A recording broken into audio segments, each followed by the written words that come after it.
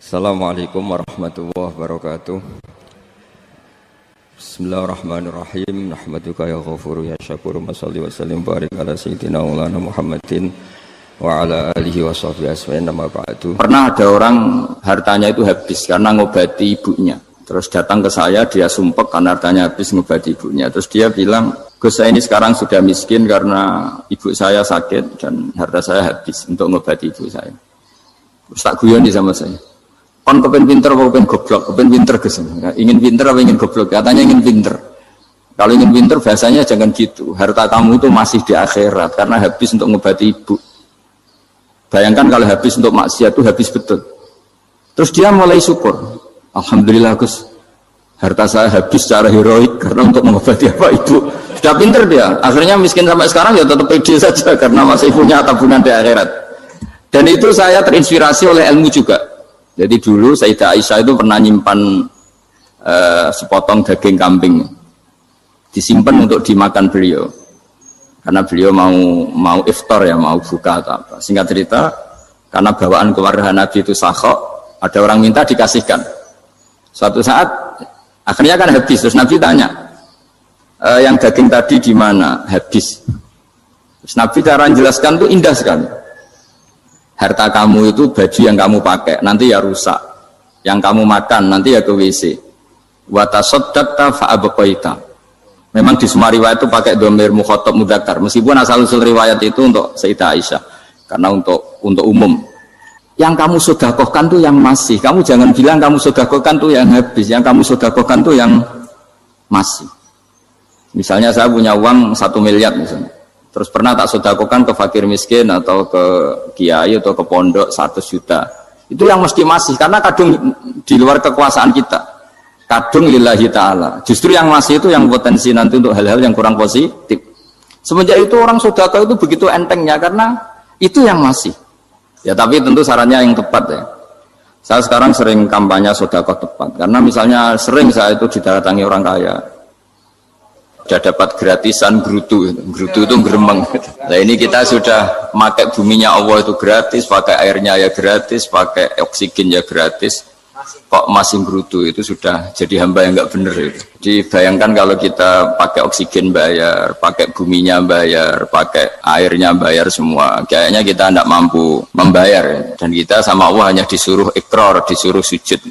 Pentingnya ilmu satu bahwa itu akan menjadikan satu perilaku. Misalnya begini ya, dulu itu kiai-kiai Jawa zaman dulu itu berpatokan karena dulu pemerintahan Hindia Belanda, seorang lagi masih pemerintahan Hindia Belanda. Itu dalil yang sering diutarakan itu sebaik-baiknya umara itu yang datang ke ulama, terus sejelek-jeleknya ulama itu yang datang ke umara. Tapi semenjak pemerintahan Indonesia dan kemudian ditandai beberapa tokoh kayak Gus Wahid putra Kiai Hasyim jadi Menteri Agama, ada Gus Wahid putra Kiai Wahab juga jadi Menteri Agama, ada Kiai Fathur Rahman keluarga Mbah Maimun, keluarga Sarang juga pernah jadi Menteri Agama. Kemudian bersamaan dengan itu dibangunlah satu pegangan ilmu. Pegangan ilmu ini penting karena ini yang mengilhami semua orang Islam, terutama ya utamanya ulamanya. Ada seorang ustadz, seorang guru ngaji yang karena melihat rata-rata penguasa itu zalim ya,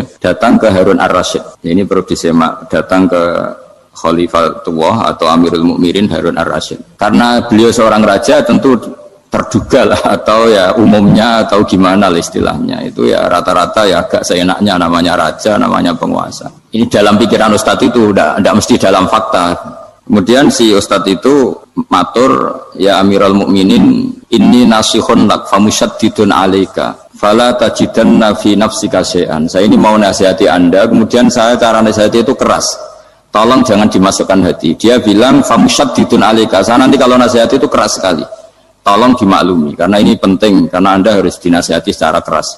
Tapi sebelum nasihat itu diutarakan, kata Harun Ar-Rasyid, karena beliau Bani Abbas dan beliau orang alim termasuk muridnya Imam Malik, kata Harun Ar-Rasyid, uskut, kamu diam Ustaz.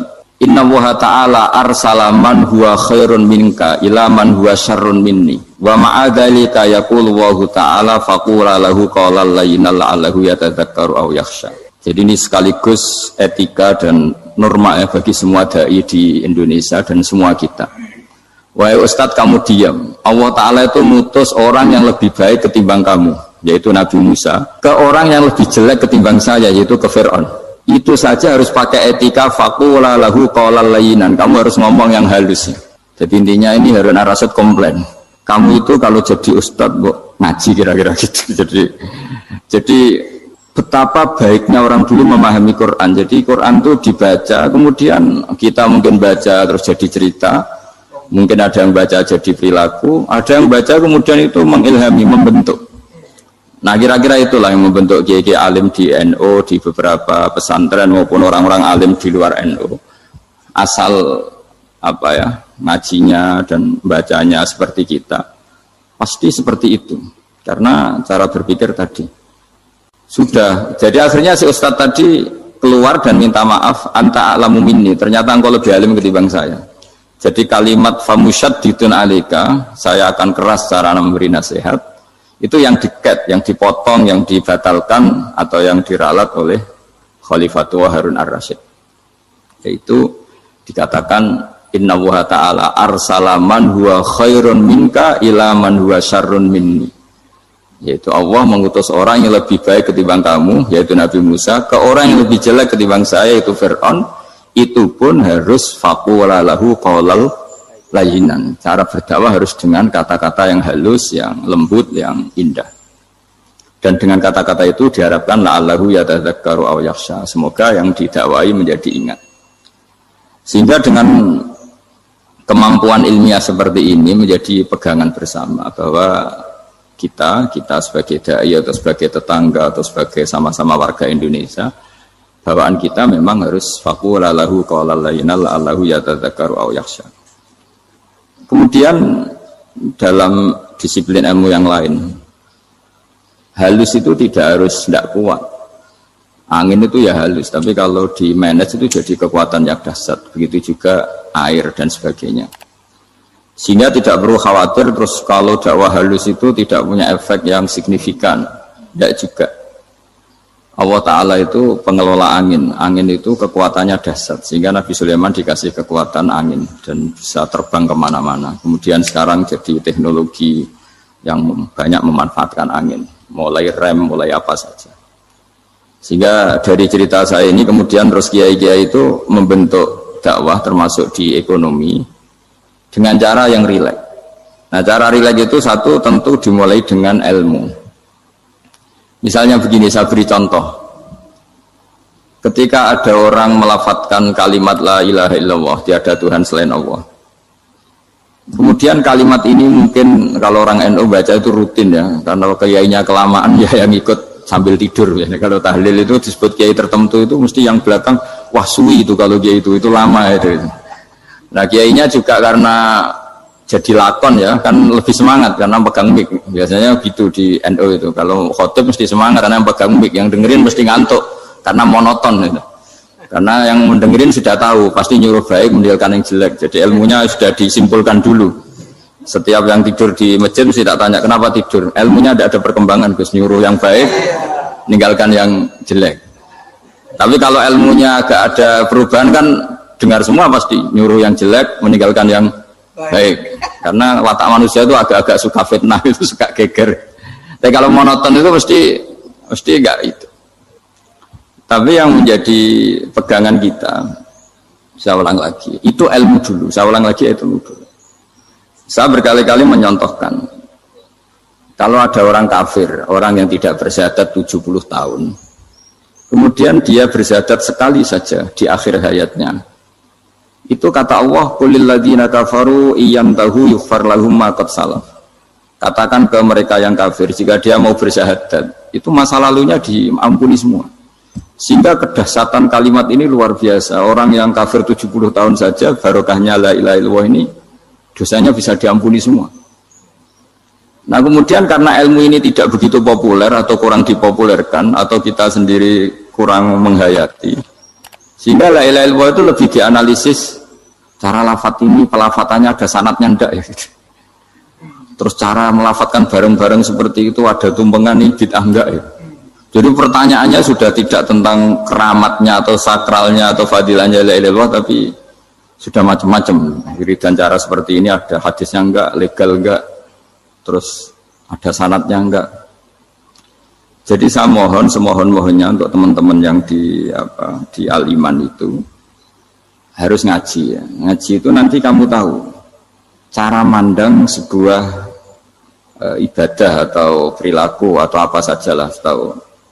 Karena al-ilmu yurisul ahwal, ilmu itu bisa mengilhami cara pandang. Dulu yaitu saya ulang lagi, ketika zaman Hindia Belanda, karena pemerintahnya Hindia Belanda itu ulama-ulama keras sekali, sejelek-jeleknya ulama itu yang datang ke Umarok. Tapi setelah era Mbah Hashim, era sampai Mbah Maimun, itu mereka peduli sama Umarok, semuanya sama-sama warga Indonesia yang ingin melihat Indonesia yang lebih baik. Sehingga banyak, ya kakak saya sendiri pernah wakil bupati, terus putra Mbah Maimun wakil gubernur. Ini teman saya Ki Hafid ya bupati. Semenjak itu terus, dan itu nggak lepas dari cara pandang. Yaitu cara pandang diantaranya adalah cerita tentang Nabi Musa yang Allah tetap peduli sama Fir'aun. Sehingga tetap didakwai Nabi siapa? Musa. Dan posisi Musa datang, bukan memanggil. Ya, cuma saya sampai sekarang itu belum pernah ke kantor bupatinya Pak Hafid. Karena kadang-kadang orang terus curiga, mengajukan proposal, jadi agak repot. Ketemu bupati itu sialnya kiai kan mesti pikirannya orang bupati ini nyangoni, kiai ini disangoni itu. Itu terus kayak kita fakir miskin itu. Jadi makanya saya itu belum pernah datang. Tapi alhamdulillah karena beliau berambisi menjadi wa khairul umara mayatuna babal ulama. Jadi datang tapi sangat ambisius ingin mengalahkan ulama karena dia kalau datang statusnya lebih tinggi.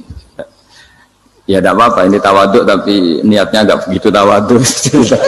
Jadi datang. Jadi saya sering ke Jakarta tapi ya tadi jarang ya. Biasanya ngajarkan waktu hanya pas saja, tidak kurang tidak lebih. Biasanya ngajar di pondoknya Pak Kures itu di Baitul Quran ya. Hanya ngajar santri-santri itu. Nah, jadi pemahaman Quran dulu itu kata Imam Ghazali itu membaca Quran itu membaca, bukan bercerita. Kalau kamu membaca seperti ini, kunta qori'an, kamu pembaca. Pembaca itu yang mengambil pelajaran. Tapi kalau kamu hanya cerita, itu namanya kunta hakian. Sebenarnya Anda tidak membaca Quran, tukang cerita. Misalnya tadi, cerita Nabi Musa datang ke Fir'aun. Itu kalau kamu hanya cerita, wah dulu itu ada orang namanya Fir'aun, didakwai Nabi yang namanya Musa. Ya ini namanya tukang cerita. Kalau kamu pembaca tidak gitu. Betapa baiknya Allah, orang sengawur Fir'aun saja inginnya Allah masih ingin diselamatkan dengan mengutus Nabi Musa kekasihnya. Itu namanya kunta qori'an, kamu pembaca betul, bukan kunta hakian, kamu tukang cerita. Begitu juga seterusnya tentang Quran, ayat-ayat seterusnya. Sehingga yang diharapkan dari pembacaan Quran itu memang kita sebagai ahli baca, ahli mu'tabir ya, ahli yang ngambil pelajaran, bukan tukang apa? Cerita. Sehingga dulu ketika Sayyidina Umar radhiyallahu anhu ketika membuka Baitul Maqdis atau Baitul Muqaddas dan diajak syukuran, pesta-pesta makan itu. Beliau enggak mau. Ketika ditanya kenapa engkau enggak mau? Alasannya itu langsung beliau baca Quran. Jadi saya punya sekian contoh. Saya ulang lagi, saya punya sekian contoh. Orang-orang dulu dengan Quran itu menyatu, bukan sekedar dihafal tapi menyatu. Sehingga bawaannya itu sudah Qurani, sudah Qurani. Saya beri contoh pertama Rasulullah SAW, nanti Umar kedua. Rasulullah itu pernah nggak makan sampai 3 hari. Terus ditanya oleh sahabat, lalu kekuatan engkau bisa hidup apa? Terus menghentikan al-aswadani, maksudnya itu tamar dan air, hanya makan kurma dan air. Tapi beliau tidak ketemu roti atau tidak ketemu nasi lah kalau orang Indonesia. Ketika hari ketiga dikasih makan oleh sahabat, dipotongkan kambing, kemudian baru makan 3 lukmah, kira-kira ya 3 asupan nasi, berhenti. Padahal sahabat yang lapar sama dengan Rasulullah itu membayangkan Nabi itu sampai kenyang, sampai apa. Tapi ketika ditanya, seperti ini pun nanti ada hisabnya. Walatus alunna yauma idzin anin naim. Jadi acara makan-makan gini itu nanti ada hisabnya. Nabi nangis. Hanya sahabat nggak jadi nerusin makan. Jadi ketakutan orang dulu sama ketika Sayyidina Umar dijak pesta ketika memenangkan Baitul Maqdis itu. Inna wa ta'ala ayyara qauman. Allah itu mengkritik sebuah komunitas kaum karena apa? Adhabtum thayyibatikum fi hayatikum ad-dunya wastamta'tum biha. Kamu adalah orang-orang yang jatah nikmat kamu sudah kamu habiskan di dunia. Adhabtum itu kalian habiskan jatah kenikmatan kamu di dunia. Wastamta'tum biha, kamu di dunia sudah berpuas-puas. Maka jatah Anda sekarang di akhirat habis. Sehingga Sayyidina Umar enggak mau pesta-pesta karena takut jatah nikmatnya habis. Kata beliau terus astabqi thayyibati, akan saya sisakan sisi-sisi kebaikan saya supaya tidak habis. Corong Jawa itu aja dientek-entekno biar jatahnya masih. Sehingga di dunia kiai itu ya meskipun saya akrab bupati, akrab mungkin wakil gubernur, saya itu ya jarang ketemu. Karena kalau orang Jawa bawaannya ketemu ya makan-makan, guyon-guyon. Nak keterusan ras mlebu swarga. Makanya saya pastikan Pak Yusuf Mansur kesini tidak akan saya jamin, biar aja, biar jatahnya masih. Jadi ini bukan karena saya biar jatahnya masih. Ya, jadi itu ilmunya kiai. Nah, efek dari ilmu ini dahsyat. Kalau Anda berpikir tentang nasib Anda di akhirat, nanti bawaannya juga tidak akan mudah menyalahkan orang lain, tidak akan menghakimi orang lain karena sibuk dengan dirinya sendiri, tapi tidak dengan makna egois, tapi makna orang baik itu siapa? Orang yang sibuk dengan aib pada dirinya, dengan kekurangan pada dirinya, saking sibuknya mikir aibnya sendiri, tidak sempat mengoreksi aibnya orang lain. Itu awal ilmu. Ilmu itu tidak dimulai dari larangan. Kalau larangan karuan, tidak termasuk ahli surga, orang yang suka mengadu domba, tidak termasuk orang baik yang cari kesalahan orang lain. Itu namanya pelarangan. Tapi ilmu itu di atas nahi, di atas pelarangan itu. Kamu punya kesadaran bahwa kamu itu yang penting selamat dulu, jangan memikirkan orang lain. Dengan makna bukan egois, tapi dengan makna supaya tidak menyalahkan apa? Orang lain. Nah, saya termasuk ya boleh dikatakan kiai lah, yang paling fanatik bahwa semuanya itu harus dimulai dari ilmu. Ya saya ulang lagi, dimulai dari ilmu.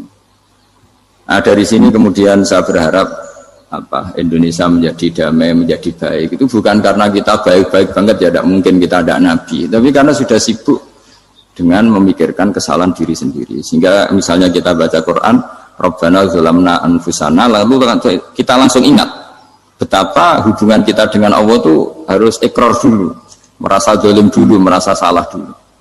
Nah, kalau semua orang merasa salah di depan Allah itu mesti bawaannya agak mudah menyalahkan orang lain, karena kita bilang Rabbana zalamna anfusana. Nah, itulah ilmu-ilmu yang mungkin banyak pembaca Quran tapi hanya baca, atau kalau baca ini tok disebut al-haqi, ahli cerita. Yang dibutuhkan tuh al-qari, pembaca kemudian mu'tabir, kemudian mau beriktibar. Seperti yang dilakukan tadi Harun Ar-Rasyid tadi.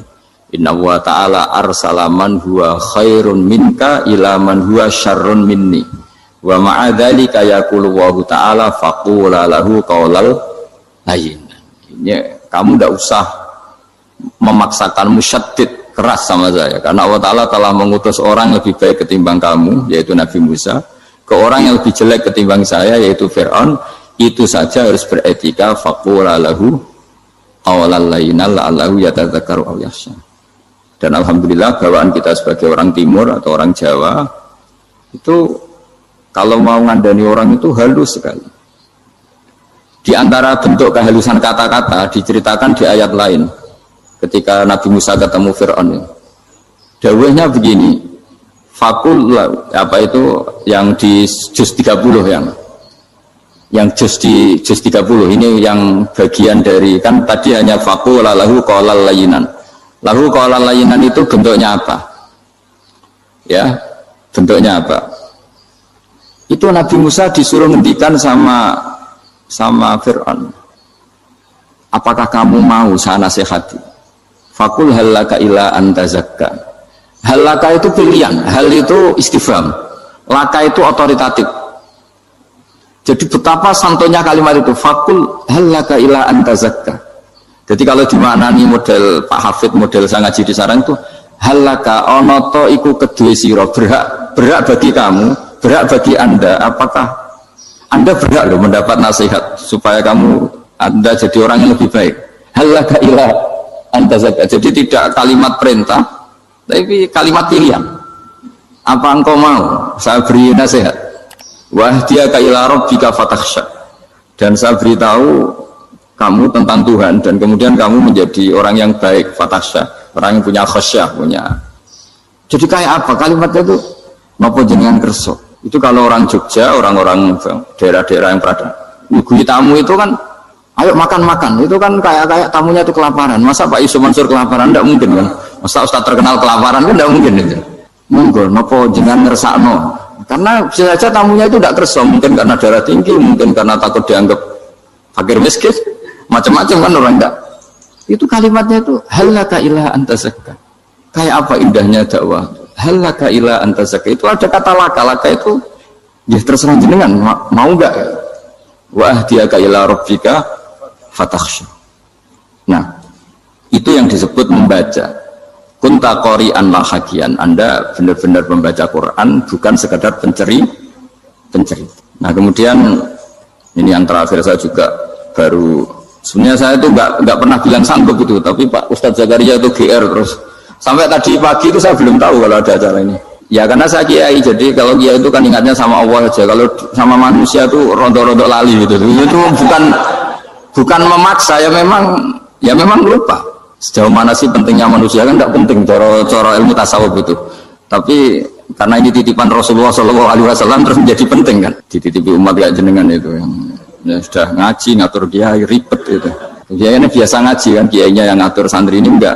Pak Yai ngaji tanggal ini jam ini.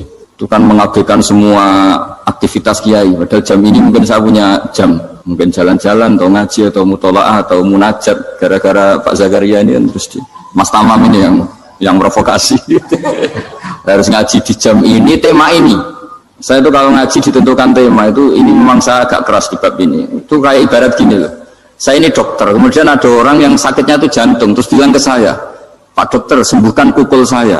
Wong penyakit ekstrimnya itu jantung, kok bila disembuhkan apa? Kukul. Kan gak penting, sembuh tidak sembuh, kukul itu kan gak penting. Jerawat itu. Kiai itu tahu kesalahan paling fatal manusia itu akidah. Tapi kadang-kadang mintanya ilmu yang tidak akidah, yang gak penting. Jadi kadang-kadang kiai itu ya digurui betul kalau di Indonesia. Misalnya ini tidak nyindir loh, memang marah betul ya, kalau di bab-bab seperti ini. Tapi ini biar jadi ilmu masif, ilmu yang general. Saya ulang lagi ya, Anda jadi dokter, tahu pasien Anda ini penyakit jantung kronis atau sudah fatal lah sudah. Terus orang itu bilang, Pak Yai, itu Pak dokter, tolong obati kulit saya supaya tidak jerawatan. Kamu bilang ini orang aneh enggak? Aneh kan? Nah, kiai juga gitu. Saya sering itu ada orang mau haji gitu, Gus doain saya jadi haji mabrur. Pernah belajar haji Pak? Dereng Gus. Mungkin enggak, orang belum belajar nyupir terus kemudian minta didoain, Gus saya mau nyupir doain selamat. Nyupir aja enggak bisa kok minta doa selamat. Harusnya urutannya kan belajar dulu baru minta doa. Tapi kali ini aliman bener ngajaknya akidah dulu, ahli sunnah. Nah itu bener karena akidah itu hal yang prinsip memang harus. Kalau kebetulan enggak bener taruh visi betul. Untungnya kalau temanya bener. Jadi saya mohon ke seluruh orang-orang yang mau ngaji ke kiai itu, tema itu biar yang milih kiai supaya tahu prioritas yang harus benahin. Jangan tema yang milih, jangan-jangan tema yang kita pilih itu tidak mendesak atau tidak penting. Ini bukan apa, ini saking ingin baik saya ya, keinginan baik saya supaya dulu zaman sahabat ya gitu. Kalau ada pertanyaan salah sama Nabi dibenerin, cuma Nabi terlalu bijak, cara benerin tuh enak. Kalau saya karena tidak Nabi saja ya agak-agak kasar kan, kalau tidak Nabi tidak wajib bener terus, yang wajib bener terus itu Nabi. Saya beri contoh ya. Nabi itu ngendikan tentang kiamat, kiamat itu dahsyat, mengerikan gini-gini. Kalau pikirannya orang kampung itu begini, Nabi ini aneh. Cerita kiamat dahsyat tapi nggak ada tanggalnya, nggak ada tahunnya, harusnya ada dong biar kita bisa persiapan. Sehingga Nabi disomasi di tengah-tengah khutbah itu, ya Rasulullah mata sa'ah. Nah, karena ini orang Bedui, Nabi nggak dengerin, maju ulang lagi. Mata sa'ah ya Rasulullah. Ketika Nabi mengabaikan itu ada dua kelompok sahabat, yang satu bilang lam yasma, Nabi tidak dengar sehingga mengabaikan. Yang kedua bilang sami'a wa kariha, Nabi sebenarnya mendengar tapi tidak berkenan. Tapi diulang lagi ketiganya, ya Rasulullah mata sa'ah. Akhirnya Nabi jawab, mau tidak mau, karena kalau enggak ya namanya orang Bedui ngomong terus.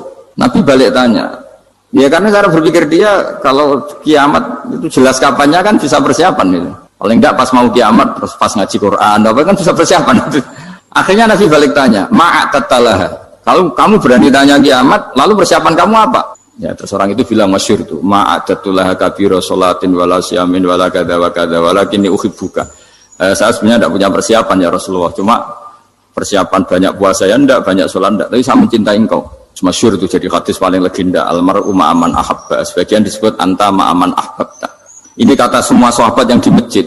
Si Bedui ini orang paling dibenci sahabat karena mengganggu Nabi saat khutbah, tapi akhirnya ini menjadi orang paling dicintai sahabat karena barokahnya itu hadis itu keluar secara terbuka, almar'u ma'aman ahabba. Sebagian riwayat yuhsyarul mar'u ma'aman ahabba, nanti orang akan sowan sama Allah bersama orang yang mereka cintai. Nah, itu sahabat-sahabat fama farihu ba'dal Islam farahahum biadal hadis. Mereka tidak pernah senang setelah masuk Islam sesenang hadis ini. Karena kita tidak perlu soleh-soleh banget, cukup menyintai orang apa? Soleh gitu. Makanya saya sekali bilang itu ya, kadang-kadang saya jadi orang alim itu ya rugi.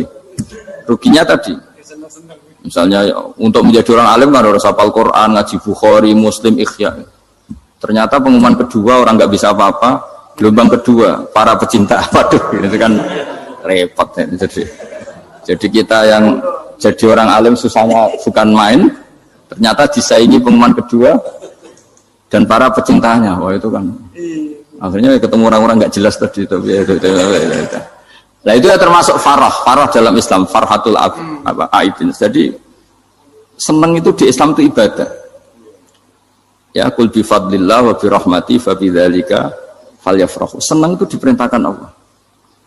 Saya itu sering di kamar, kadang itu nyun sewu kayak gatelan gitu, mau apa itu. Ya agak kukur-kukur terus merengut saja malu. Malu saya itu dilihat Allah kok kayak agak ridho itu malu.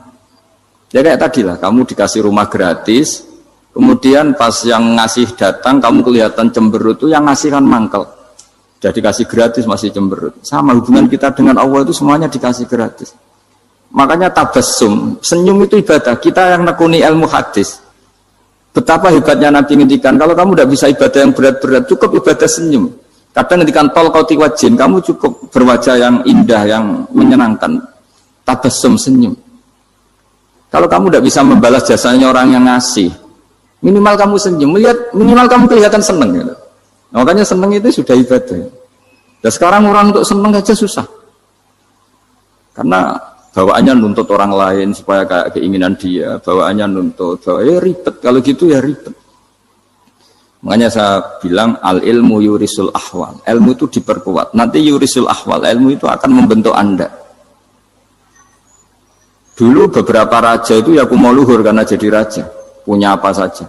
Tapi punya penasihat ulama itu nasihat itu sederhana. Ada seorang raja tanya ke kiai, gimana dengan semua kerajaan saya? Wah, padahal dia punya apa saja. Jenengan miskin sekali, itu kerajaan seluas ini. Kok bisa aja? Terus ditanya sama si ulama tadi. Andaikan Anda di padang pasir, kemudian kalau tidak minum segelas air itu mati, apakah Anda akan membeli segelas air ini dengan semua kerajaan Anda? Oh iya, pasti apapun saya lakukan untuk mendapat satu gelas air. Terus la tafrah bimulkin la yusawi syarbatamain. Kamu jangan bangga dengan kerajaan yang nilainya itu enggak sebanding dengan segelas apa? Air. Akhirnya raja itu mikir, saya tidak jadi raja bisa hidup. Tapi kalau enggak minum air mati. Berarti penting satu gelas air.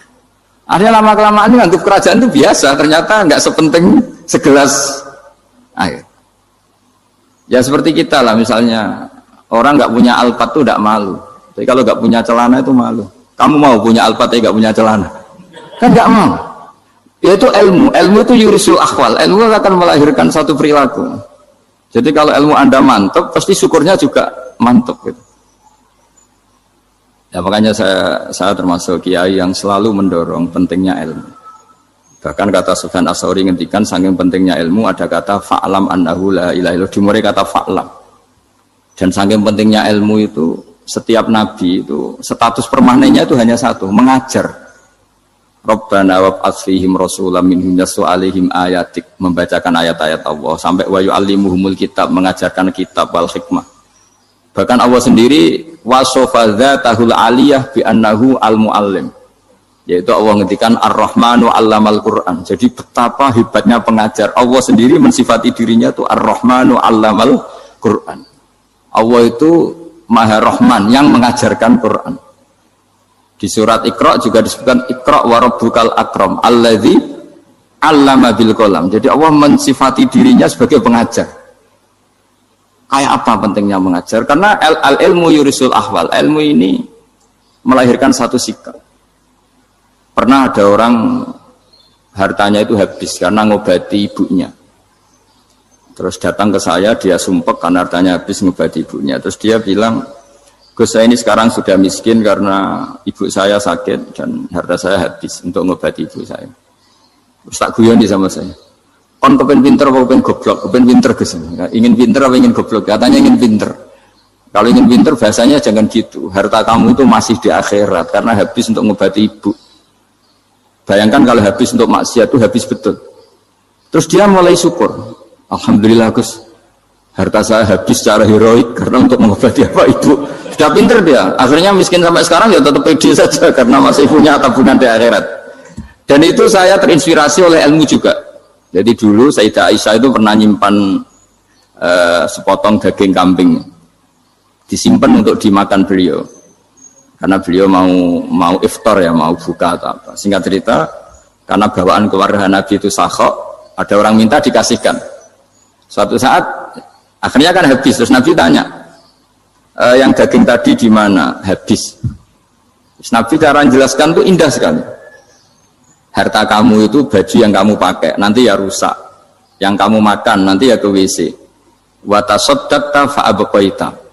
Memang di semua riwayat itu pakai dhamir mukhatab mudzakkar. Meskipun asal-usul riwayat itu untuk Sayyidah Aisyah. Karena untuk umum. Yang kamu sedekahkan tuh yang masih. Kamu jangan bilang kamu sedekahkan tuh yang habis. Yang kamu sedekahkan tuh yang masih. Misalnya saya punya uang 1 miliar misalnya. Terus pernah tak sedekahkan ke fakir miskin atau ke kiai atau ke pondok 100 juta. Itu yang mesti masih. Karena kadung di luar kekuasaan kita. Kadung lillahi ta'ala. Justru yang masih itu yang potensi nanti untuk hal-hal yang kurang positif. Semenjak itu orang sedekah itu begitu entengnya karena itu yang masih. Ya tapi tentu sarannya yang tepat ya. Saya sekarang sering kampanye sedekah tepat. Karena misalnya sering saya itu didatangi orang kaya. Gus, saya ini punya uang banyak, ingin punya masjid biar dipakai orang Jumatan. Terus saya bilang, kamu ingin jadi orang baik betul apa baik versi Anda? Baik betul Gus. Tak ajarin mau, gak tersinggung, mau Gus.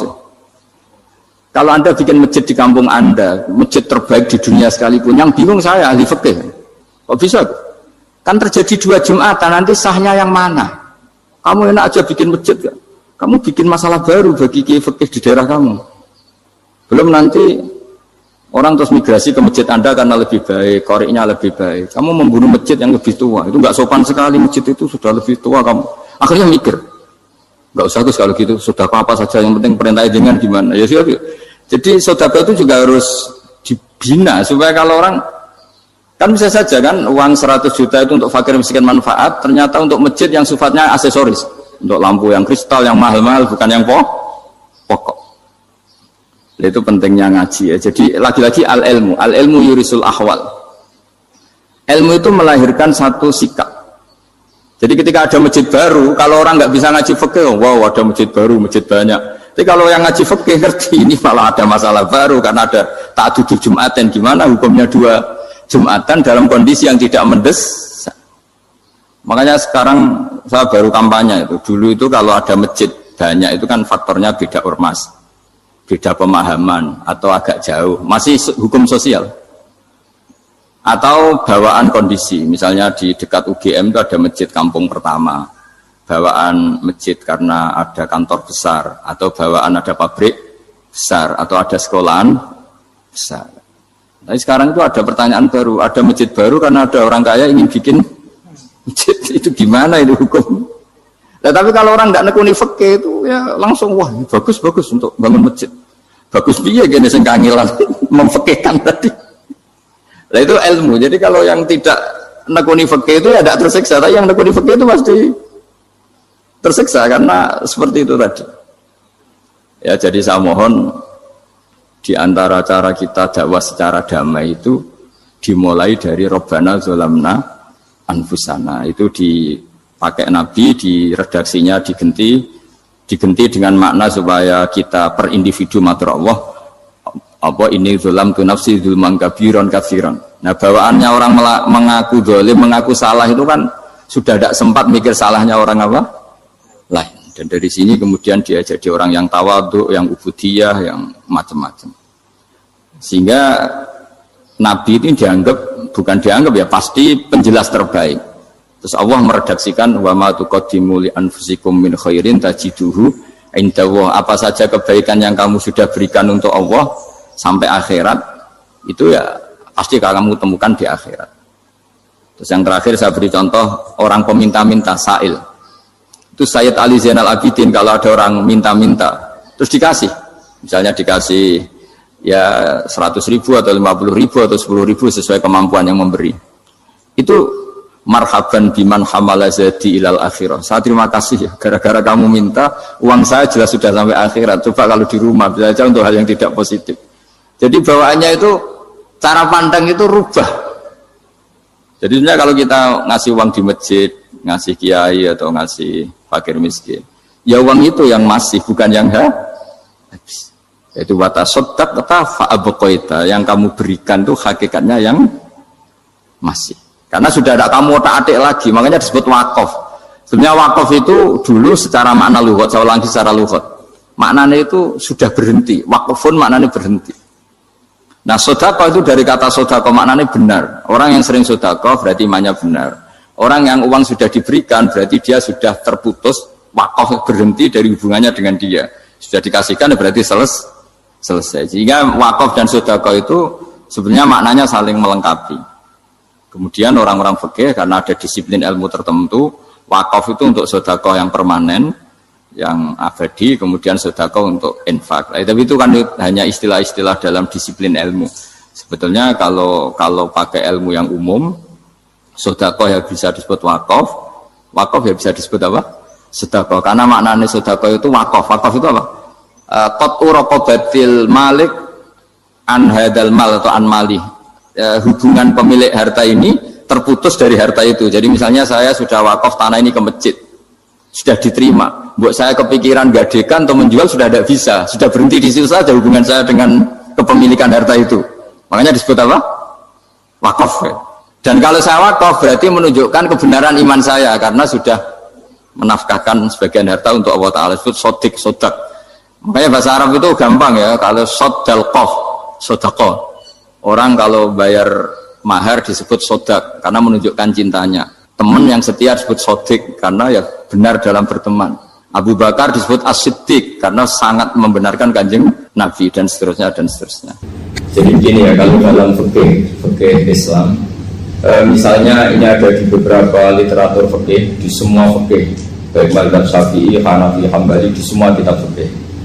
Misalnya ada orang mau masuk Islam, terus konsultasi sama ustadz atau sama kiai, Pak saya mau masuk Islam, kamu nggak boleh ngambil sikap monggo ngeteh dulu, tidak.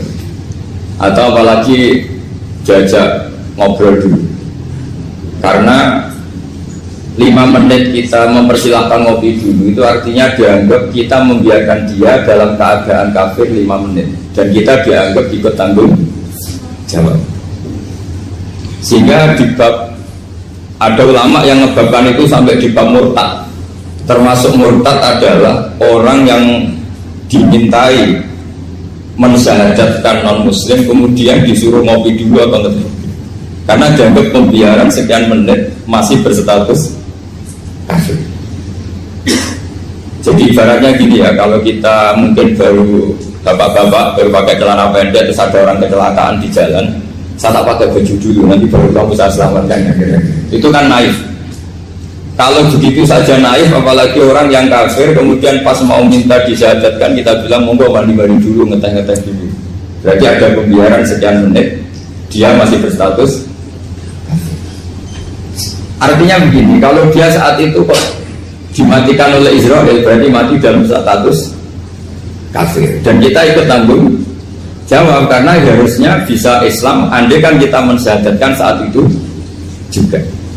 Jadi itu bab-bab yang dianggap ekstrim dalam kutubil fikih, bab-bab fikih.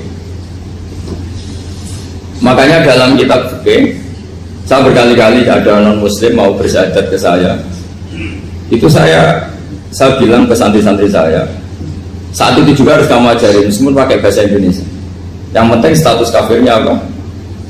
Iya. Baru setelah itu ada hukum sosial ya, mungkin kita nawarin teh atau kopi atau apa. Makanya di sini dibabkan bab seseorang harus tergesa-gesa atau bercepat-cepat atau ngambil sikap bergegas untuk melakukan kebaikan. Terus ayat kedua yang dipakai Sayyidina bin Abi Salam itu begini. Ketika Allah mensifati orang munafik, status orang munafik itu apa? Wa idza qamu ila sholati qamu kusala. Mereka kalau dipanggil untuk sholat, ya berangkat tapi itu salah cara malas-malasan.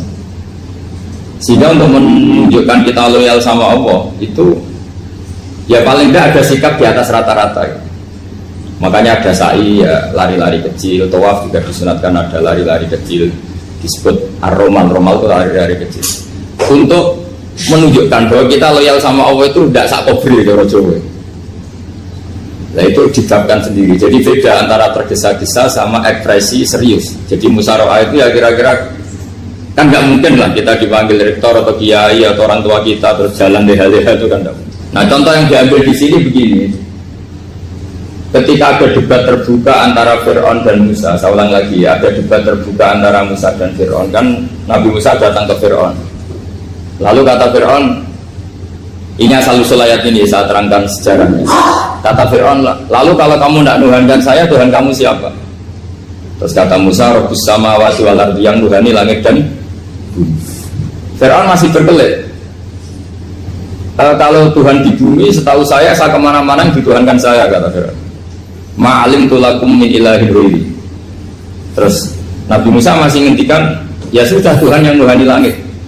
Terus Fir'aun manggil Haman. Haman itu arsitekturnya Fir'aun. Ya Haman ibnili sorhal ali abduhul asbab samawati fa'atoliya ila ilahi Musa. Haman bangunkan kami piramida yang tinggi. Saya ingin melihat Tuhannya Musa. Musa akhirnya mikir, karena kalaupun Fir'aun bisa naik ke langit tetap tidak bisa melihat Tuhan. Kita tahu Tuhan nggak bisa dilihat. Kita yang mukmin aja tidak lihat, apalagi Fir'aun rivalnya.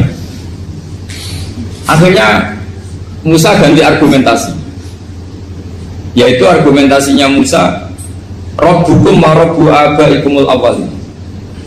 Ini perlu diingat dan berusaha sampaikan. Yang nuhani kamu dan yang menuhani leluhur kamu. Itu sangat memukul Fir'aun. Karena logikanya kalau Fir'aun itu Tuhan, berarti babahnya dulu tanpa Tuhan. Ini ada Tuhan terlambat ya. Jadi kalau Fir'aun Tuhan, berarti babahnya tanpa Tuhan, karena zaman era mbahnya belum ada Tuhan. Karena perdebatan itu banyak penggawa Fir'aun yang mukmin. Wah ini Fir'aun juga bener ini. Kalau dia Tuhan berarti babahnya tambah. Karena kalau iman itu akan diadili, akan dieksekusi, maka orang ini berstatus rojulum mukminum min ali Fir'aun yaktum imanah. Maka di Quran diterangkan wa qala rojulum mukminum min ali Fir'aun yaktum imanah. Ada seseorang yang iman tapi menyembunyikan iman. Lah orang ini selalu ikut rapat di rapat-rapat penting Fir'aun, termasuk rapat ketika Fir'aun dan para tentaranya memutuskan membunuh Musa. Karena dia ikut rapat dan eksekutornya besok disuruh menangkap Musa, orang ini malam itu juga nemuin Musa terus bilang innal mal ayat tamiruna bikal yaqtulu ka Musa. Rapat tadi malam memutuskan kamu besok dibunuh, maka kamu harus bergegas meninggalkan Mesir. Nah, dari kesimpulan itu, dari cerita itu kemudian diambil secara hukum fikih bahwa untuk menyelamatkan darah harus jasa, harus bergegas. Andai kan Musa itu kok sak kobre, sak sempate, maka keburu. Andai kan ini rojul ini tadi, orang tadi penasihat tadi, kok sak kobre ya, maka berarti Musa terlanjur tertang. Jadi itu pentingnya ulama ya. Jadi cerita yang linier, cerita yang seakan-akan cerita di tangan ulama tetap menjadi al-ahkam al-fiqhiyah, menjadi ketentuan-ketentuan apa? Oke. Jadi yang diambil di sini adalah lelaki tadi yang ikut rapat jadi bergegas menemui Musa, memberitahu kalau kamu besok mau dieksekusi, fakhrus, maka kamu harus cepatnya keluar dari Mesir untuk menyelamatkan diri. Terus oleh Sayyidina bin Abi Salam dibabkan bab harus tergesa-gesa menyelamatkan darahnya orang apa? Islam. Jadi ini penting saya sampaikan. Jadi al-qasas ya, semua cerita di Quran itu tidak sebagai cerita, karena Quran tidak ingin melahirkan pendongeng, tapi harus menjadi ibrah, menjadi teladan. Jadi makanya terus di kitab-kitab ulumul Quran diterangkan al-qasas ya, beberapa cerita di Quran adalah semuanya menjadi ketentuan fikih. Saya ulang lagi ya, semua cerita yang ada di Quran itu menjadi ketentuan fikih, meskipun alurnya apa? Cerita. Kayak tadi kan alurnya cerita bahwa lelaki ini bergegas nemui Musa supaya Musa cepat keluar dari Mesir.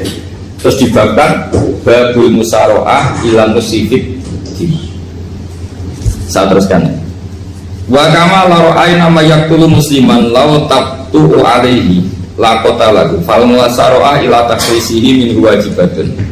Idlaisal unatu mahmudatan fi kulli syai'in falaha mawatin tuhmatu fiha wa mawatin tutammu fiha wa kadzalika al musaroah wal lain wal dhulta wa ghairuhuma.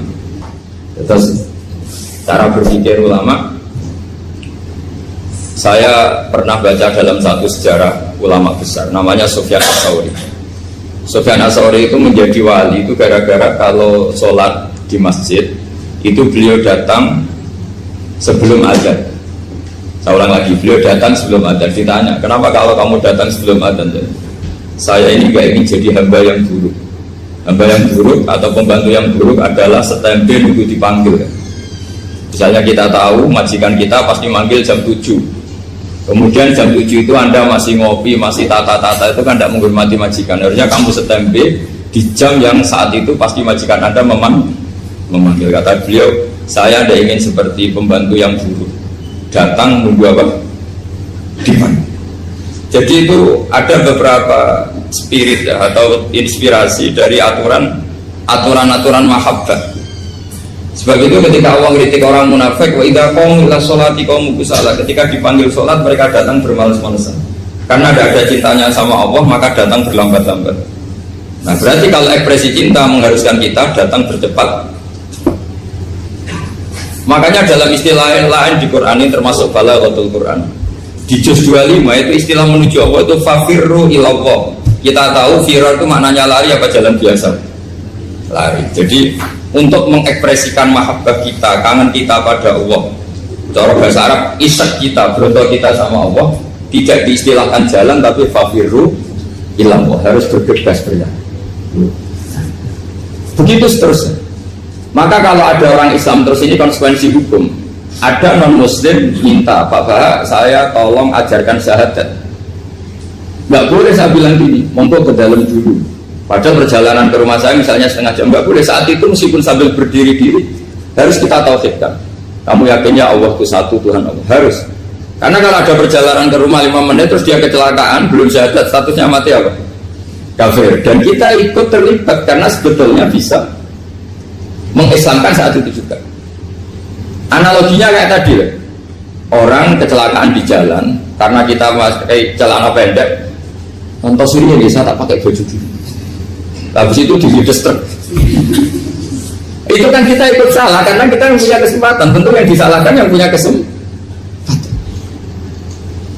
Karena merubah status dari potensi kelides truk menjadi sama sekali gak potensi kelides truk dengan kita inggirkan, meskipun kita dalam keadaan tidak ideal.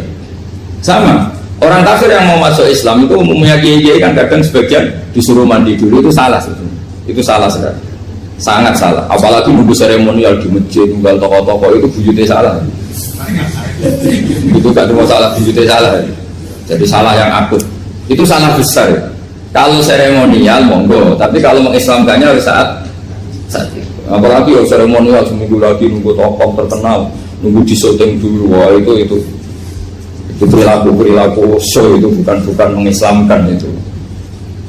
Makanya kita yang sebagai peneliti fikih itu kadang itu enggak sreg gitu.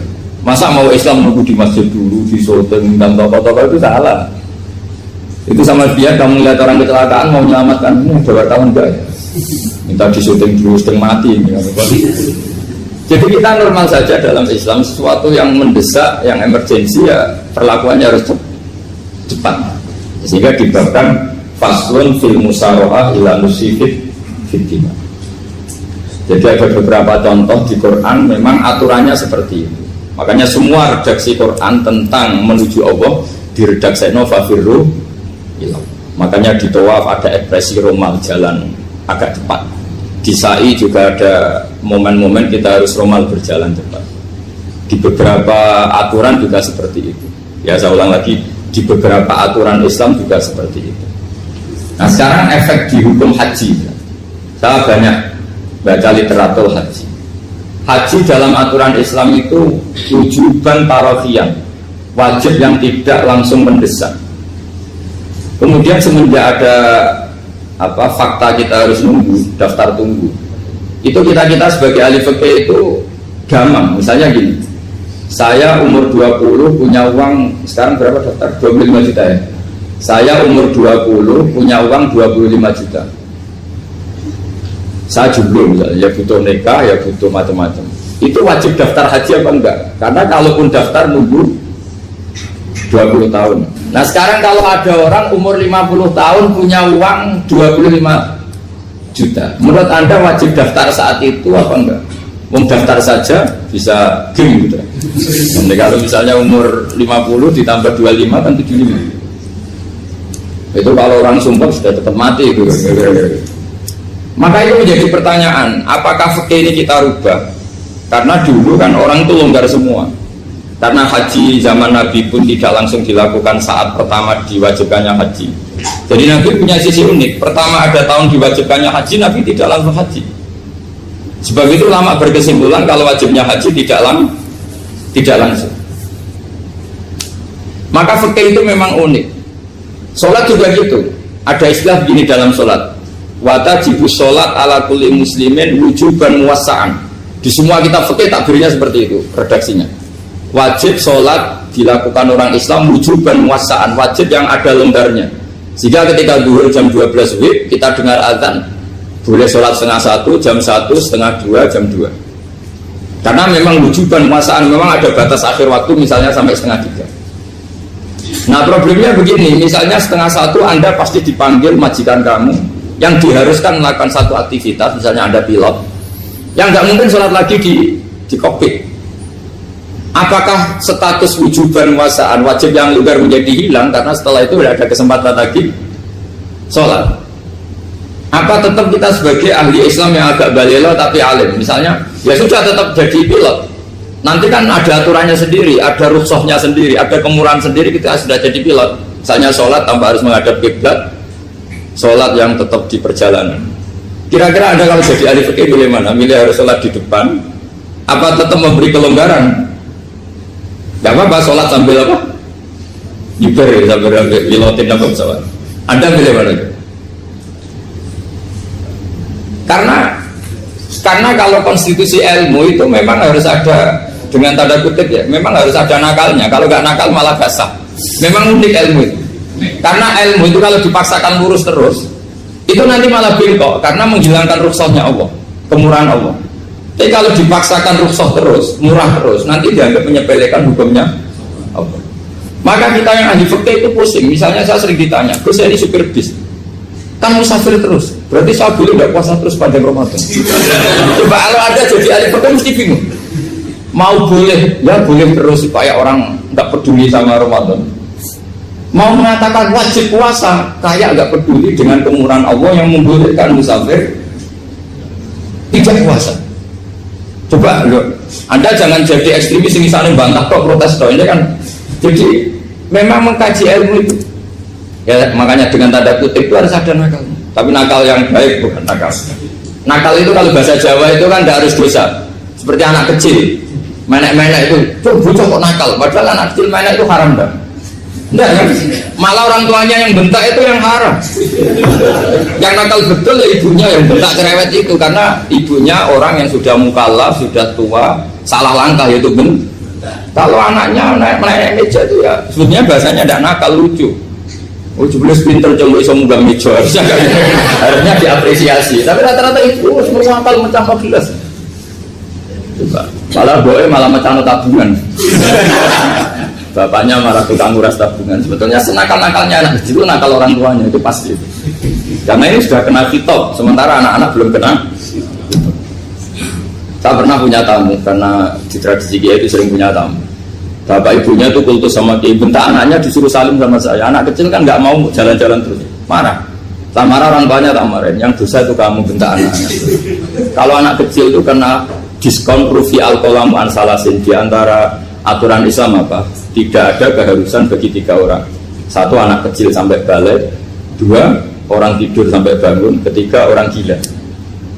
Artinya anak kamu itu tidak kena kitab untuk sopan sama kamu. Kamu yang kena kitab baru sopan sama anak-anak. Dan ini ada Jawa itu kadang keliru. Jadi orang tua itu marah-marah memaksakan anaknya sopan. Padahal Allah memberi diskon anak kecil itu belum wajib sopan. Gak apa-apa ada tamu naik-naik gitu. Asal masih anak kecil. Makanya Rasulullah ketika beliau sholat sujud itu Hasan Husain itu naik. Cara Jawa Nabi itu 3 tumpahan. Semua riwayat mengatakan Nabi itu diam saja, gak berani ngangkat. Sampai sahabat itu ada yang ngomong, ini Nabi sujud lama sekali ada apa? Jadi kita punya riwayat itu ya baru kayak sahabat yang agak nakal. Semuanya itu sujud, tapi bareng di atas rata-rata ada sahabat yang belakang ngomong, siapa tuh ini sujudnya kok lama? Barokahnya itu ditemukan riwayat, oh ono putune. Karena Hasan itu naik di atas punggungnya apa?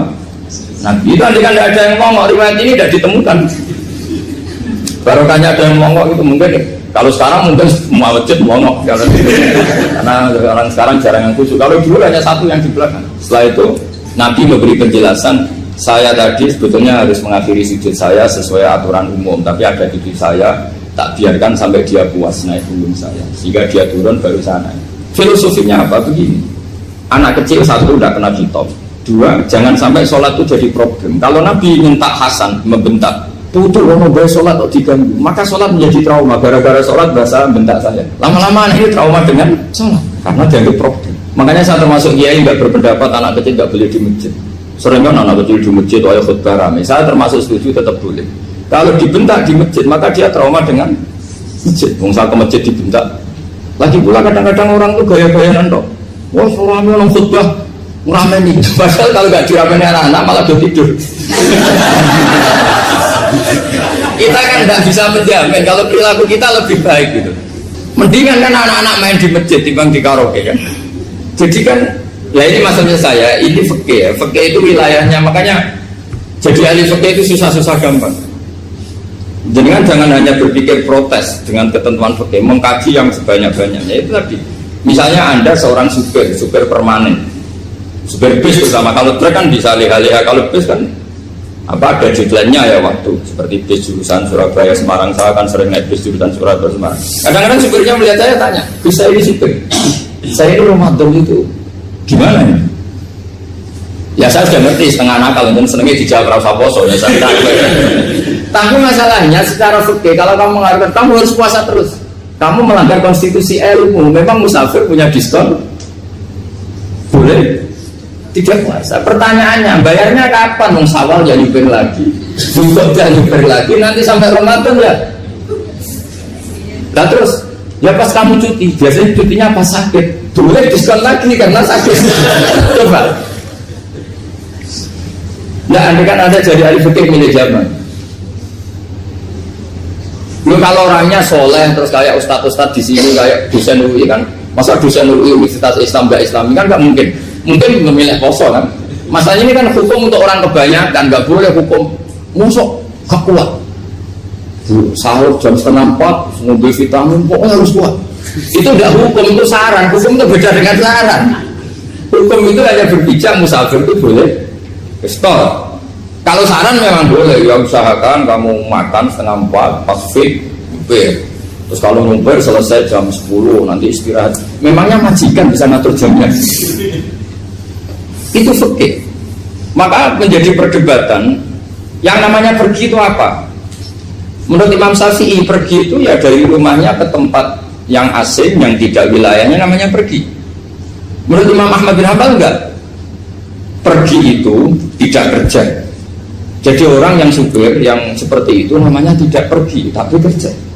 Tanyakan ke publik, misalnya jenengan ke UI, istri kamu atau suami kamu ditanya, istri kamu kemana? Kira-kira jawabnya bilang pergi jalan-jalan atau bilang kerja? Kerja. Makanya kata Imam Ahmad bin Hanbal, mudi mustafar atau orang yang berprofesi, yang profesinya memang harus pergi kayak traveling atau supir, maka itu namanya tidak pergi, namanya itu kerja. Karena apa? Sekali distatuskan pergi, maka ikut status yang dikatakan Allah dan Rasul, dapat diskon, boleh tidak puasa. Maka terus kita debat tentang definisi. Nah, definisi ini penting karena yang menjadikan hukum rubah itu definisi. Misalnya gini, mbak ini ngaji saya, statusnya kalau pakai status saya ajnabi, orang lain bapak ajnabiyah, maka hukumnya saya melihat bapak ini haram karena statusnya ajnabi melihat ajnabiyah yang tidak mahram. Tapi kalau di fikih itu ada statusnya. Cara lelaki boleh muwajahah sama perempuan adalah satu untuk belajar, dua untuk muamalah, tiga untuk kesaksian, empat untuk pengobatan. Itu kan ada pengecualian.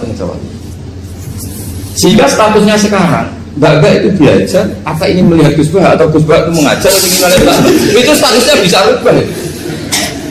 Makanya kalau sebetulnya kalau kita marung di warung misalnya Padang, kita nggak pilah-pilah, kebetulan pelayannya perempuan itu masih bisa dipilah secara fikih. Saya muamalah marung, cuma kebetulan penjaganya. Tapi masalah Pak ini punya daftar penjaga yang cantik, masalah. Maka pertanyaannya itu marung ke situ demi marung apa demi melihat? Tidak jawab saja. Demi marung apa demi melihat? Kalau demi marung sepakat yang penjaga yang sangar-sangar juga banyak. Ayahnya kalau demi makan, penjaga yang cowok kan banyak. Kalau demi melihat, berarti yang dihitung kan niatnya. Berarti karena muamalah apa karena melihat? Melihat. Itu status. Jadi makanya kalau mudi musafar itu namanya orang pergi atau orang kerja? Orang kerja. Maka menurut pikirannya Imam Ahmad bin Hanbal seperti itu harus puasa karena dia adalah pekerja, bukan musafir.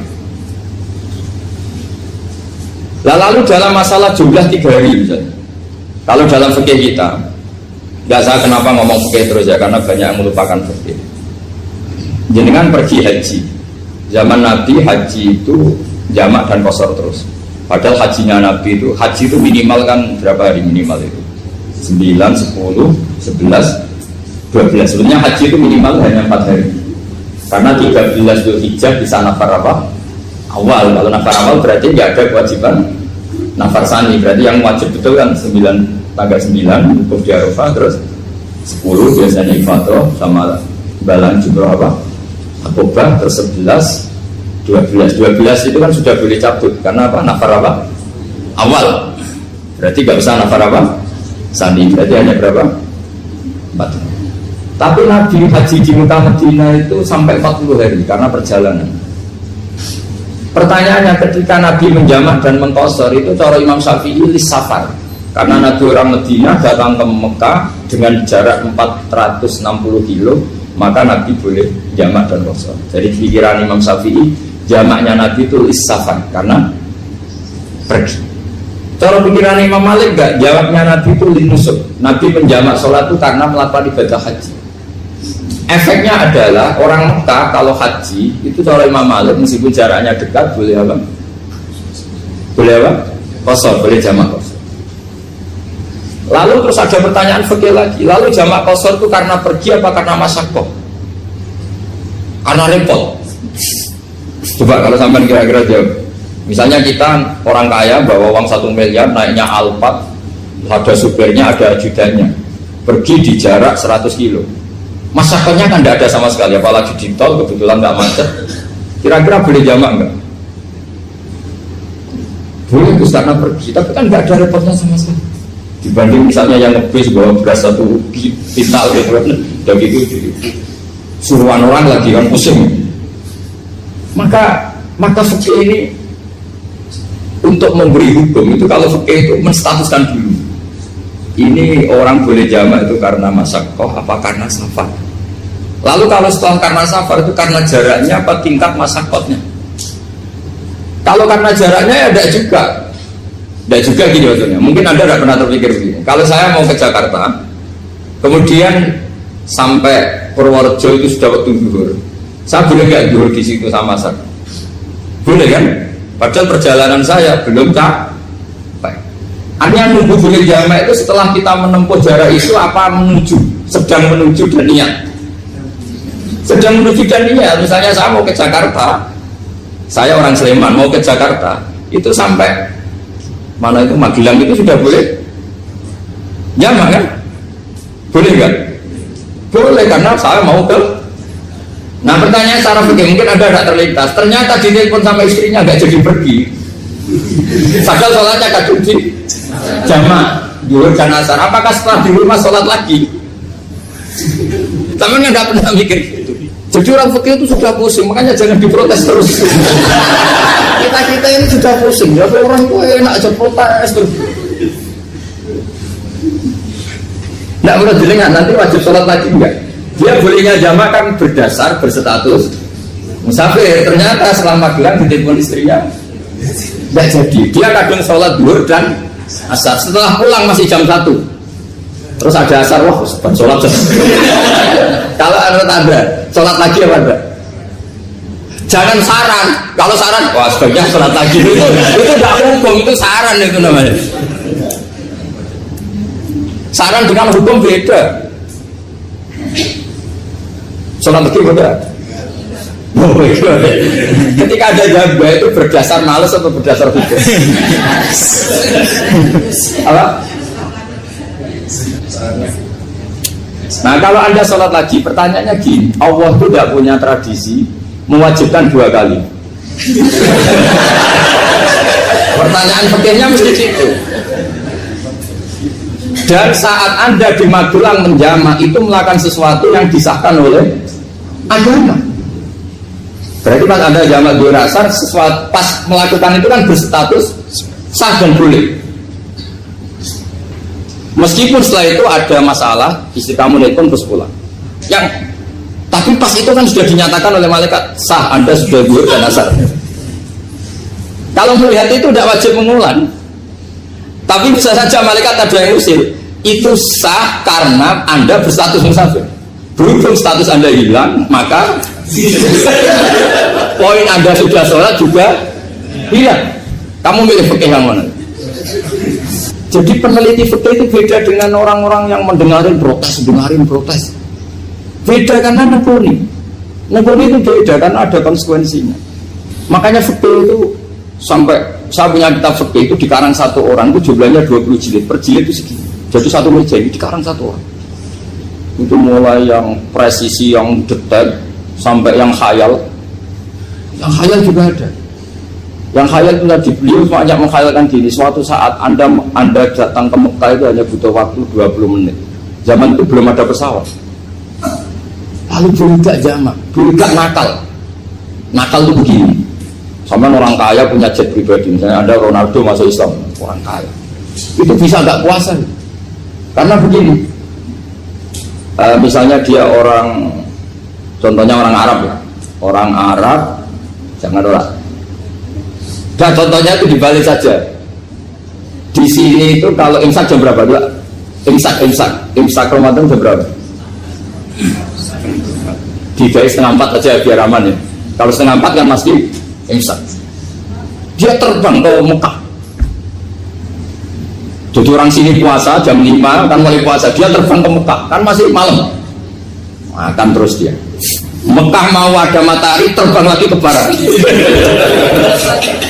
Karena dia menghindari berstatus puasa. Atau sebaliknya, dia orang Mekah jam 12 puasa, 12 siang puasa. Dia wah kalau 6 jam lagi buka bisa barangnya saya. Terbang ke Indonesia. Ke Indonesia terbang baru 1 jam, di sini sudah buka. Itu khayal. Jadi ini ada khayalnya. Itu lama dulu sebelum ada pesawat sudah mengkhayal gitu. Bolehkah orang yang di Masyrik ke Maghrib demi itu? Kalau Anda jadi Raja Salman jam 1 kok sudah nggak kuat apa? Puasa, itu diberi saran terbang ke Indonesia. Itu kalau pakai jet kan nggak sampai 9 jam, 1 jam ke Jakarta. Sudah ada Allahu Akbar. Bukan. Boleh nggak? Lo mau kamu tidak bilang, oh nggak boleh. Wong di Jakarta sudah bisa sih. Masa sudah matahari terbenam orangnya nggak boleh? Bukan. Lah ya. Apa? Kalau resikonya gini, sampean mungkin nggak mikir, resikonya gini, kalau dia berstatus musafir, bolehnya buka karena musafir, pertanyaannya dia wajib bayar. Kan musafir bolehnya kodok nanti harus bayar, tapi kalau dia buka normal kan bayar, beda, efek pakainya beda. Sampean jangan protes, Gus Baik gimana, mau ngaji mana tidak senang. Ini kan ngajinya para dosen, para pegawai, jadi harusnya itu jadi mufti, ngaji untuk jadi mufti, bukan ngaji untuk mendengarkan. Jadi makanya saya mohon jangan sering protes sama ulama sudah pusing. Karena efek-efek hukum itu tidak gampang. Kayak tadi misalnya kalau dia boleh buka atas nama musafir, resikonya wajib bayar. Masalahnya Raja Salman ini mau enggak ya? Udah inginnya. Maka pertanyaannya itu kitab yang milik saya tadi yang 20 jilid tadi. Ulama itu mulai dulu sudah membayangkan bagaimana kalau suatu saat ada satu kendaraan. Kenapa ulama bisa membayangkan itu? Karena ada buruk. Meskipun mereka nggak numpak buruk, hanya Rasulullah, tapi kan bisa membayangkan ada toyul waktu. Waktu itu bisa dilipat. Karena ulama dulu ahli astronomi, jadi bumi itu bulatnya gini, muternya gini. Berarti suatu saat ada satu ilmu di mana orang ngambil satu posisi terus melewati toyul waktu, ngalami lintasan waktu. Mulai dulu itu sudah dibicarakan. Pertanyaannya lalu status orang ini kayak apa? Misalnya tadi orang Mekah ingin cepat buka terbang ke Indonesia. Orang Indonesia menghindari imsak, misalnya 3:30, dia belum sahur. Wah kalau saya di Indonesia ini sifatnya sahur. Wah saya tak terbang ke Mekah. Enak kan terbang di Mekah ternyata masih jam 8. Wah bisa makan sepuasnya jam 8 malam, maksudnya jam 20. Kan enak dia. Barwarek balik ke Indonesia terus jam 1 siang. Jam 1 siang kalau ini cepat buka terbang ke timur langsung buka. Berarti dia kira-kira masa aja 3 jam. Tapi terus ya mungkin kalau sampai tahu kok sudah repot-repot mau tinggal dulu buat sinetron kok buka dewi. Itu tidak hukum, saran itu namanya apa? Kalau hukum tetap tadi yang dikatakan puasa adalah imsak, mulai jam imsak sampai ghurubus. Lalu pertanyaannya lagi, ghurubus samsi sampai imsak itu konversi jam apa nyata-nyata ghurubus samsi? Kalau yang dilewati khatul istiwa itu nyata, fi'lan, kalau dalam bahasa Arab fi'lan awaqiyah. Tapi kalau Anda orang kutub,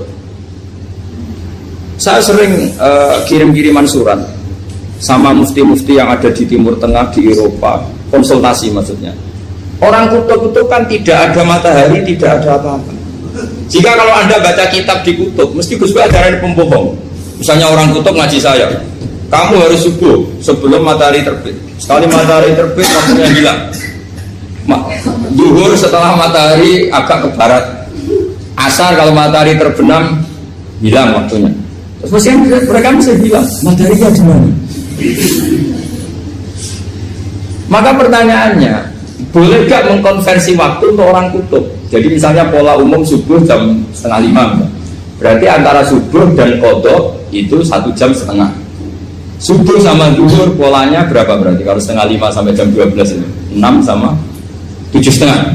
Berarti ya kira-kira habis subuh nunggu 7,5 jam baru zuhur, nunggu 3 jam baru asar, nunggu 3 jam baru maghrib. Berarti waktu puasa kira-kira antara jam 4 sampai jam 6. Berarti berapa jam itu? 12 sama 2 14 jam. Oke, berarti orang kutub harus puasa 14 jam. Tidak bergantung waktu mata. Tapi ada lagi pertanyaan lucunya gini, lalu 14 jam Gus itu dimulai dari mana? Apa asal 14 jam? Apa harus ada konsensus setarnya? Masih ada PR lagi. Menurut kamu gimana? Ada konsensus setarnya dimulai jam 4 dini hari. Apa asal jumlahnya? Imsak 14 jam. Mikir lagi ya. Itu di Denmark itu ada satu musim di mana siang terus sampai sekian bulan. Siang terus sampai orang sana itu capek. Kenapa ada siang terus? Logikanya kan tadi bumi itu saya juga belajar bala astronomi. Kalau tepaan kamu di sisi yang barat agak utara atau agak selatan, matahari itu kan terang terus. Sehingga bumi ulama ya kamu kesentron terus karena kita ini kan tepaan di katulis istiwa, di khotul istiwa. Sebenarnya katulis istiwa itu bahasa Arab dari kata khotul istiwa. Khotul itu garis, istiwa itu tengah. Islam itu oleh Allah memang dipilih di tempat paling top yaitu Mekah. Mekah Ka'bah itu suratul ardi. Jadi sebelum ditemukan ilmu astronomi itu Nabi sudah ngendikan Al-Ka'bah suratul ardi. Ka'bah itu pusarnya bumi. Sehingga di Ka'bah itu satu-satunya area yang terbebas dari medan magnetis. Karena dari utara dan selatan benar-benar di tengah. Maka potensi jam paling akurat di dunia itu hanya jam yang di Mekah itu. Karena apapun akuratnya teknologi di Amerika atau Jerman, karena jam itu dari logam tetap ketarik medan magnetis, entah berapa 00, tetap kena. Misalnya jam di Jerman lebih dekat mana kalau Jerman, mesti ketarik medan magnetis, entah berapa kadarnya, karena materi jam dari logam. Sementara di Mekah karena di tengah itu terbebas dari medan magnetis. Nah, sehingga yang segaris dengan Mekah kayak Indonesia itu semuanya khotul istiwa. Nah kalau khotul istiwa normal itu artinya ya 12 siang secara umum ya 12. Sehingga ulama Indonesia kalau ngaji itu lebih gampang, lebih tidak ada bohong. Karena ya ada terbitnya matahari, ada zawalus syamsi, ada wurudus syamsi. Coba kalau kitab itu Anda baca di kutub utara sama kutub selatan, murid kamu bingung semua. Ini gimana Ustadz, tidak ada matahari kok semuanya diukur pakai matahari. Lalu pertanyaannya dikonversi kan? Pertanyaannya kalau dikonversi pakai apa? Asal 14 jam, apa harus sepakat dimulai jam berapa? Ini mana? Boleh sepakat. Pertanyaannya kalau sepakat, ukurannya siapa yang jadi ahlul halli wal aqdi?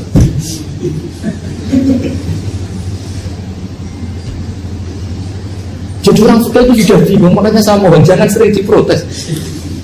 Saya pernah ketemu ulama, saya kan sering ikut komunitas di New York, itu andaikan tidur, itu pas persis Ka'bah. Jadi bunyinya itu kalau tidur pas persis Ka'bah. Lalu pertanyaannya, ada kiblat tidak di sana? Ya bunyi kan gini ya, kalau dalam bahasa falak itu ada rubuk namanya. Rubuk itu bumi yang sewaktu itu hanya yang seperempat. Ya bumi yang sewaktu itu hanya seperempat. Jadi kita sekarang siang, berarti yang baru siang hanya seperempat bumi. Nanti yang malam ya hanya seperempat bumi. Ya, misalnya sekarang kita di sini siang, di Arab Saudi kan belum, ini masih 5:30. Ini sekarang di Arab Saudi baru setengah. Nah itu ada daerah di mana dengan Ka'bah itu pas atas sama bawah. Harusnya kan bebas arah. Apa? Bebas arah. Lalu orang sana sholatnya itu menghadap kemana? Pernah ulama New York itu minta fatwa ke Rabitatul Alam al-Islami. Lalu kita harus menghadap kemana? Makanya dalam dunia anekdot ulama itu ada anekdot Abu Nawas, orang yang nggak pernah kalah debat. Dia itu terkenal nggak pernah kalah debat. Tapi dia ada ilmuwan. Dia punya tetangga ilmuwan, punya pengaruh besar. Semua orang ngaji ke ilmuwan itu. Mantasnya bukan main, karena dia ahli falak, ahli astronomi. Mau nandingi dia tidak bisa, gak nandingi itu reputasinya jatuh. Orang itu berteori kalau bumi itu bulat-bulat. Kalau kamu jalan ke sini, maka akan ke titik yang suatu saat si profesor ini kemalingan, terus minta tolong Abu Nawas rumah saya kemalingan. Terus lari kemana malingnya? Ke timur. Setelah ke timur, larinya ke timur. Abu Nawas lari ke barat. Lari ke barat. Terus ditanya, sudah tak bilangin malingnya lari ke timur, kok kamu lari ke barat? Nanti ketemu di titik yang sama. Sementara itu profesornya mantau. Oh kamu nyibir. Artinya Abu Nawas gak terima. Teori anda itu gak bisa. Secara keilmuan benar, tapi secara faktual gak boleh. Berarti kalau ada orang ngejar istrinya lari ke timur, dia harus tetap ke barat. Nanti ketemu di titik yang sama. Jadi malingnya tuh lari ke timur, Abu Nawas ngejar ke barat. Ketika ditanya profesornya, sudah bilangin malingnya tuh lari ke timur, kenapa ada ke barat? Kataan kan nanti ketemu di titik yang sama, karena bumi bulat-bulat. Nah pertanyaannya gini, lalu kalau yang segaris itu ada arah enggak? Kayak Yusuf tadi, menurut kamu tetap berkiblat apa enggak usah? Loh kalau yang ribut jelas. Mungkin kalau rubuh begini loh, misalnya begini, terus kamu di sini sama sini kan masih ada arah, tapi kalau sini sama sini masih bisa bergerak. Sama nggak usah protes, orang fikih sudah pusing, nggak usah diprotes, karena yang dipikir itu macam-macam. Nah ya makanya ini kan ini mengkaji ya, saya mohon ya kayak tadi ini mengkaji, saya mohon saya cukupkan sekian. Sementing apa ya kita ada respeknya lah sama ulama. Jadi ulama itu susah, mikirnya susah, harus tanggung jawab di depan Allah, di dunia diprotes terus. Ini mungkin yang bawa kitab ikutnya halaman 293 ya. Itu yang mungkin nanti bisa dikopi sama yang nggak punya tag. Yang nggak punya tag mengkopi sama yang punya. Di sini diantaranya itu ada bab faslun fi dzikri rajul manaqiba nafsi. Bab seseorang boleh menyebut kelebihannya sendiri, asal niatnya tidak riya. Di sini dicontohkan tadi Bapak siapa namanya? Samsul. Pak Samsul ya.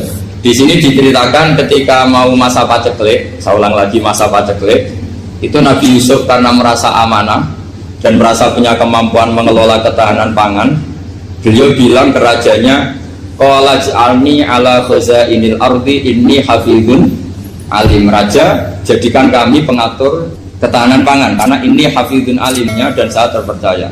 Hanya Nabi Yusuf seorang nabi tentu panutan, beliau menonjolkan kemampuannya itu boleh asal untuk kemaslahatan. Misalnya ada orang Islam sakit atau kiai sakit dengan dokter, bilang saja saya dokter biasa yang nangani. Itu boleh karena motivasi Anda dalam menyelamatkan Pak Kiai tadi atau orang yang sakit, bukan motivasi Anda adalah hadun nafsi, kalau dalam bahasa keinginan apa? Pribadi. Jadi